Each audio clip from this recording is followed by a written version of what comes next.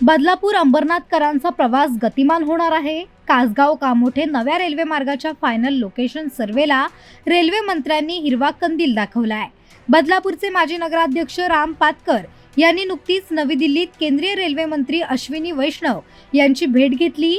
या भेटीत नव्या रेल्वे मार्गाच्या सर्वेक्षणाला मंजुरी देण्यात आली आहे.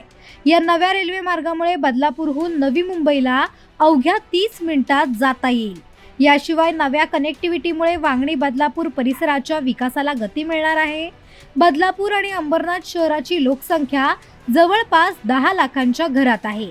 या शहरातील नागरिकांना नवी मुंबईला जाण्यासाठी ठाणे मार्गे रेल्वेने प्रवास करावा लागतो. या प्रवासासाठी जवळपास 1.5 तास लागतो. त्यामुळे वांगणी आणि बदलापूरच्या दरम्यान कासगाव रेल्वे स्थानक तयार करून कासगाव कामोठे नवा रेल्वे मार्ग तयार केल्यास हे अंतर अवघ्या अर्ध्या तासात पार करता येणं शक्य आहे.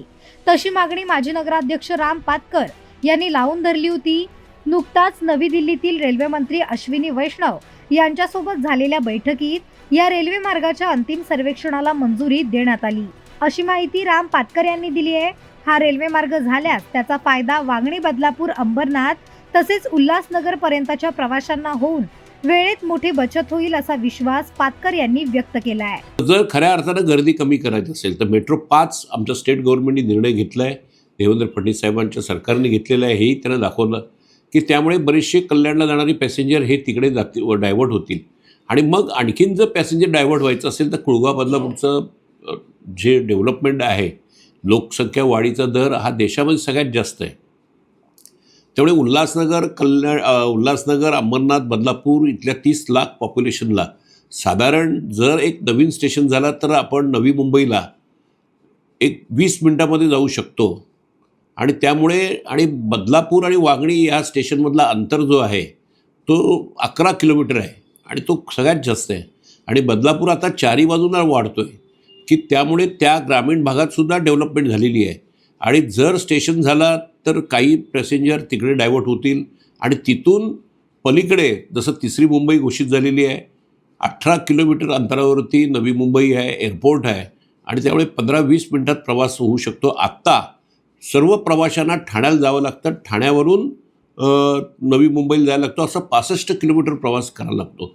इथे 18 किलोमीटर प्रवासामध्ये नवी मुंबईला तो पोचू शकतो.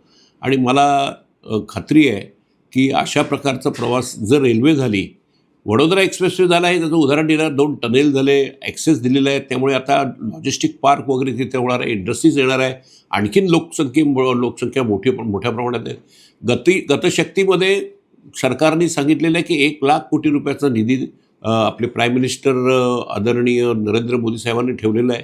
त्याच्यामध्ये सुद्धा तुम्ही जर घेतलात तर लॉजिस्टिकला सुद्धा प्रोत्साहन मिळू शकतो आणि ह्या रेल्वे त्या याच्यामध्ये सुद्धा घेऊ शकता. त्यामुळे रेल्वे जर झाली तर बरेचसे प्रवासी इकडे डायव्हर्ट होतील. तर त्यावेळेस त्यांनी एक स्टेशन, कासगाव इथे स्टेशन आणि कासगाव कामोठे अशी रेल्वे, याला त्यांनी सांगितलं की आम्हाला पटलेलं आहे, आम्ही त्याला लवकरच मंजुरी देतो आहे, असं आम्हाला त्या बैठकीतच सांगितलेलं आहे.